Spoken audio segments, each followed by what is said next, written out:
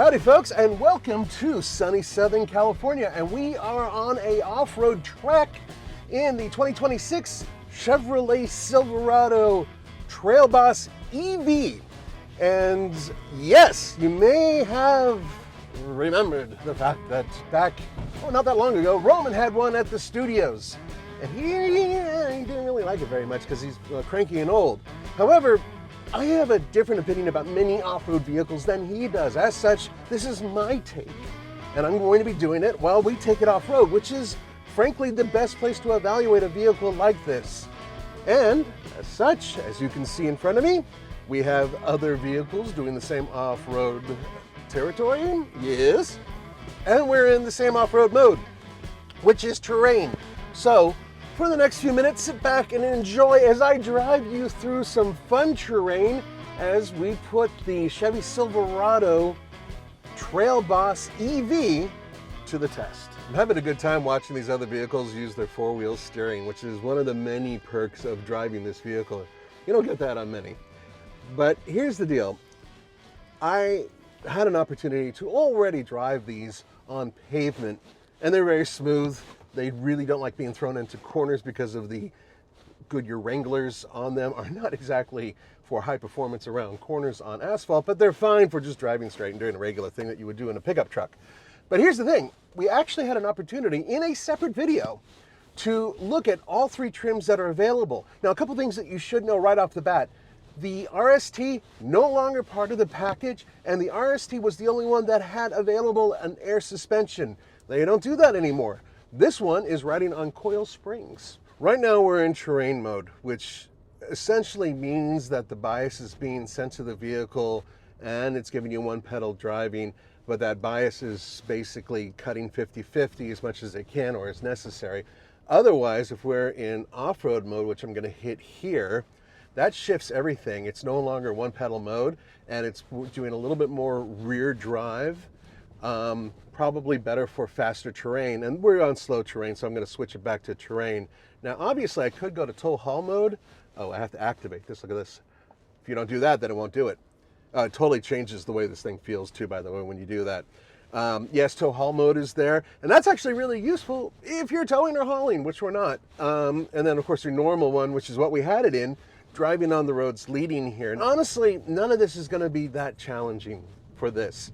It's mostly desert-like terrain, so hard pack roads that have some spots that have pretty good sized dips. And what we're hoping to do is really challenge the two things that I think are its weaknesses. One of them we just felt now because I just slammed the cameraman's head against the window, and that is its ability to articulate. Because it's running independent suspension, you don't have that solid beam rear suspension, which allows for much better articulation off-road and better off-roading in my mind. But in addition, it's super long wheelbase, which is a huge issue for a vehicle like this. Unlike the Hummer, which they share a lot of components, that Hummer has a much shorter wheelbase, and also it's higher off the ground. It is a much superior vehicle if you are taking it onto terrain like this, because you're not worrying about that breakover angle. This is completely different in that respect.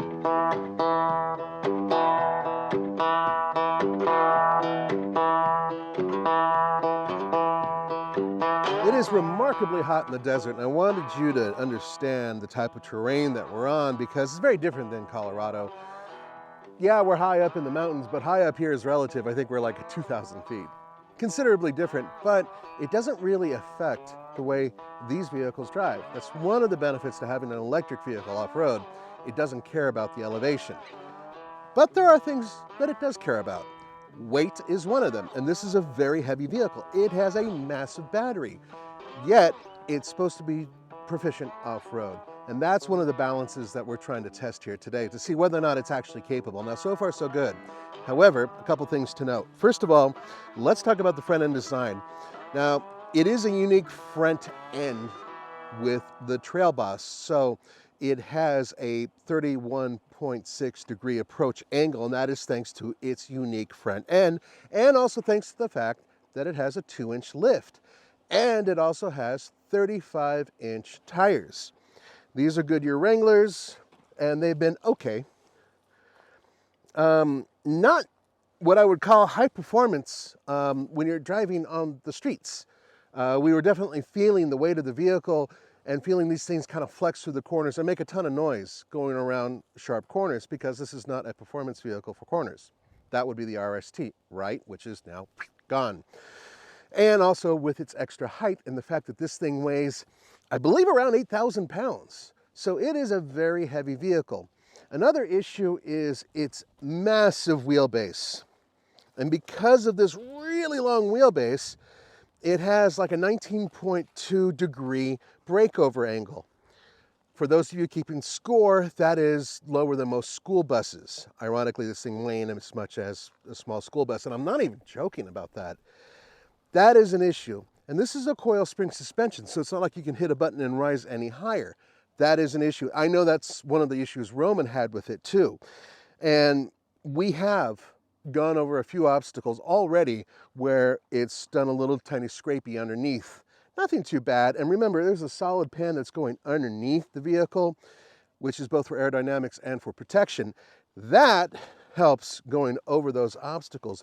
But one of the cool things here, and I will demonstrate it in a little bit, is the fact that it has four-wheel steering. Four-wheel steering on a vehicle that is ridiculously long helps. And we've been going around a lot of switchbacks without any major issues. It's been easy. So that is huge. Now, going back here, you may have noticed, yep, comes standard with the tow hitch. That means it could tow up to 10,200 pounds maximum. Granted, you will have your range limited, but hey, that's part of the deal. And then in terms of payload, it holds up to 1,500 pounds. Yes, there are higher numbers available if you were to get the LT or the WT, the work truck version of this, because they don't have all the schmutz in there and everything else. As such, they can hold more in terms of payload, but that's what you get with the Trail Boss. One big omission. There is no spare tire, nor is there a provision to put a spare tire in this thing. So if you look underneath, yeah, I'm a little, I'm not happy. And I'll tell you why. Because if you're off-roading with these tires and you slice one, it's not like you can inject it with a bunch of foam and get out of trouble. That's something you guys need to keep in mind if you're going to take one of these off-road. We finally have an opportunity to go from that hard pack stuff to some loose sand here and there, which is something I really want to test with this. And the reason why, once again, is about weight. And right now we're still doing a mixture of hard pack and loose sand, but I would love to see what this thing can do in the dune, whether or not it can actually handle it, because of, once again, all of that weight. Remember, what you're doing is you're concentrating a lot of weight on a very small patch.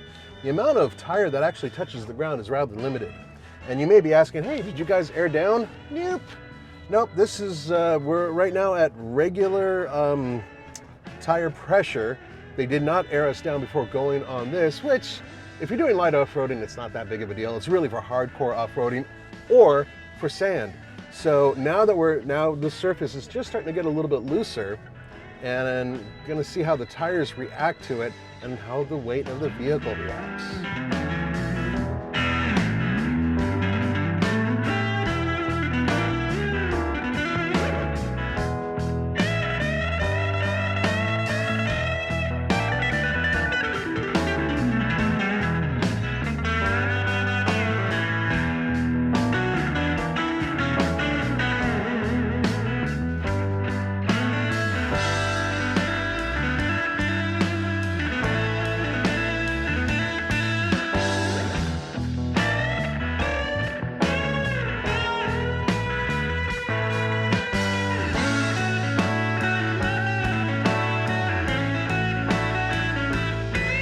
A couple things.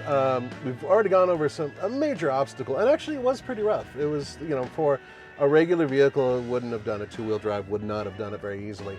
But the whole thing was controlled via ABS. That's what did it.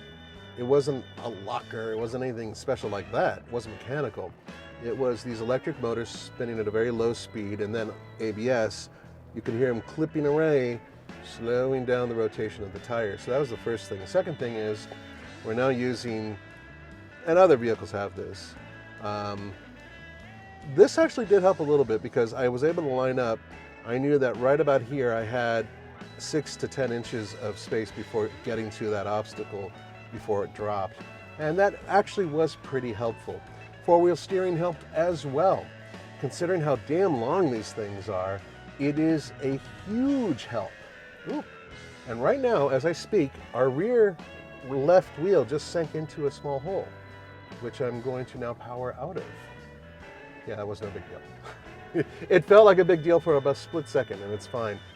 There we go. So this is where that front camera is helping me a little bit. I'm able to judge where to put my left front tire.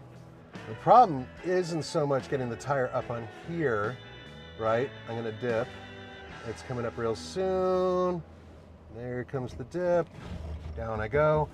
The problem comes in getting back up there. So there's this little tiny mini cliff in front of me, and that's what I'm gonna try to hit. And the deal is, the ABS right now is working overtime to get me over this. And the rear steering is helping because it's swung my back out and it's bringing me around, which does help. So yes, that was a fairly difficult obstacle and it didn't have a hard time doing it. And now I've got this one, and this is definitely gonna lift up a tire, which feels a little strange in these things. Once again, articulation, not great. Down we go. Down we go even further. There it is. And I'm just gonna ease it on out of here. Hear that? Click, click, click, click, click, click, click, click, clacky, clacky, clacky. Yep, that's all the ABS system working overtime in order to get me through this. And it did it quite well. I'm actually pretty damn impressed with what this thing can do, considering its bulk. All right, so a little bit of soft sand here. So I'm just gonna try the four-wheel steering out and kind of get around this corner. Oh yeah, yeah. Soft sand so far, not too bad. It's doing okay. It definitely is heavy. And that's the thing that's gonna always be in the back of your mind when you're going off-road in one of these things is there's a lot of weight and you need to be super careful on that type of terrain. I'm very curious to see how this actually performs in snow and really gooey mud. Now looks, which are of course subjective, but credit to Chevrolet for making this look a little bit more brawny than a regular Silverado EV. And part of that really does come down to the 2-inch lift, which is helpful in more ways than one, and these 35-inch tires, which are pretty decent. Those wheels are unique to the Trail Boss. Also, the front end design, that is unique to this vehicle as well. And that does help because you have a much better approach angle. And of course, the red recovery hooks, gotta have those. But it's not obnoxious, right? I mean, it looks beefier without going too crazy.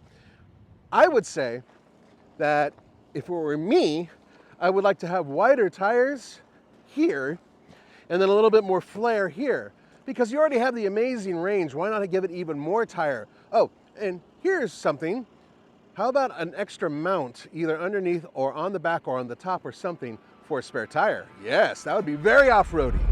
Okay, a couple things you should know right off the bat is that you have a higher end interior. It's a much more expensive vehicle than the work truck or most of the LTs, although you can equip an LT and actually make it even more expensive than this one. That's a whole different story. Now, you have a 17.7-inch infotainment screen. This is an 11-inch screen that you have here for the driver. Both of them. Roadrunner in front of us on the trail, so keep your eyes peeled for a coyote with TNT. Yeah, okay, that was kind of funny. So then you have the 11-inch screen, as I was saying. And this one does have the Super Cruise, although that does not work off-road, which I'm pretty glad, actually. A couple other things that you have. A lot of soft touch materials, including on the door panels. They are much higher quality feeling than lesser versions of this. So let's talk about competition real quick, because there are some vehicles that compete with it. As far as I know, Ford, with their Ford Lightning, doesn't really compete with this off-road. I don't think they have a super off-road version of their Lightning, and frankly, that's not a surprise given what it is. It's a much more entry-level vehicle, and it was never made to compete with this. Rivian, the R1T, which I have taken off-road several times, far more capable than this. I'm not even gonna mix words on it. It just is. It is a much more compact package and it works better. And it also drives a little bit better on the street, but it is also a smaller vehicle. So it's kind of apples and oranges with that one. Cybertruck, bet you're wondering about that. Yeah, this is better. Not even gonna really humor that with much. Sorry, Cybertruck to me doesn't really, it's not a pickup truck. It sucks at doing the pickup truck stuff that a pickup is supposed to do. This one's better at it because this is a conventional pickup truck. Bottom line. And then off-road, I think that this one, I think the Cybertruck probably has a better breakover angle, or at least it's the equivalent. But the Cybertruck, to me, it's a little bit more dead weight. This one so far has proven to be better at distributing the weight and the power. Now this one, we've been driving it all day long, and we've been off-road. We actually drove in from town all the way to this off-road area, and we've been off-roading. I currently have 362 miles left in terms of range. Now, granted, this is a stupid expensive pickup, but it's just as expensive as other stupid expensive pickup trucks with internal combustion engines. So let's take that out of the whole thing in terms of pricing. Second part of this is, okay, what about towing? It's going to suck at towing. Yes, for long range, it most certainly will. Short range, 10,200 pounds, it's not too bad for a tow rating. So if you're doing it in town and getting a U-Haul and going whatever, you know, and you're only doing 50, 100 miles, should be fine, right? Okay, what about hauling? 1,500 pounds, not great. But if you look at other off-road based pickup trucks, because of their suspension and everything else, the way they're set up, they tend to have a low payload as well. So altogether, this truck, if you need something super quiet that is all electric, this is probably not a bad choice. All right, unlike the rear steering, which by the way, I think really works well with this vehicle, and it is defeatable, by the way, you can just hit the button and shut it off and get rid of it. It also has another mode called Sidewinder, which I don't think does really anything to benefit this vehicle. Honestly, off-road, I just don't see the point, but it looks cool. And looking cool is important. So in order to fire up the Sidewinder mode, you have to go into controls and safety, and then you trigger the Sidewinder mode, and then which one? Sidewinder. Now we're there. Big snake. Rumbling noises, and then you have over here, this actually shows the attitude of the rear of the vehicle. There we go. It shows that you're in Sidewinder mode, and turn this, go into drive, and the vehicle will edge forward. Here we go. I'm in Sidewinder. There it goes. So it's now doing this as I'm driving. Pretty cool, right? Yeah, I don't really know the point of it, but it looks cool.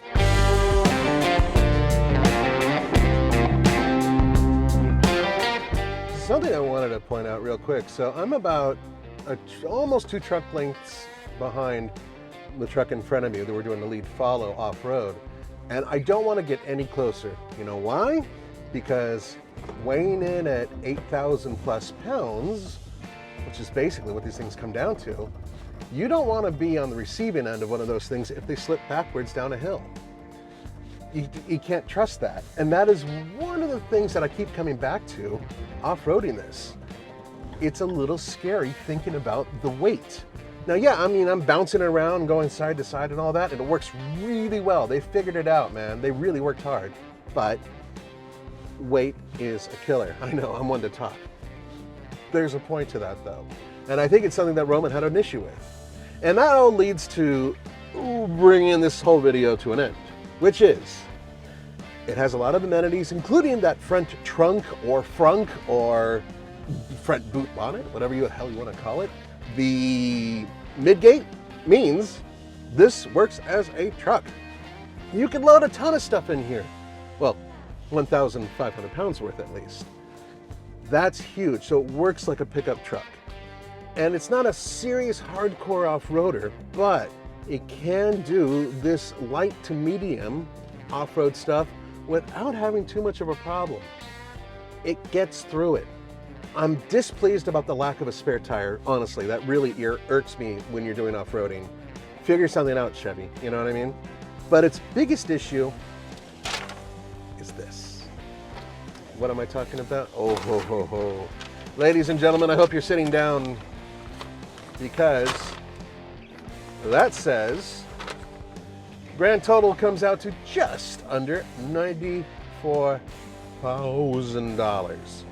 Really, its biggest issue is pricing. And if you don't need all this off-road schmutz in it, if you don't need that, you can get yourself one that still has this giant battery, right?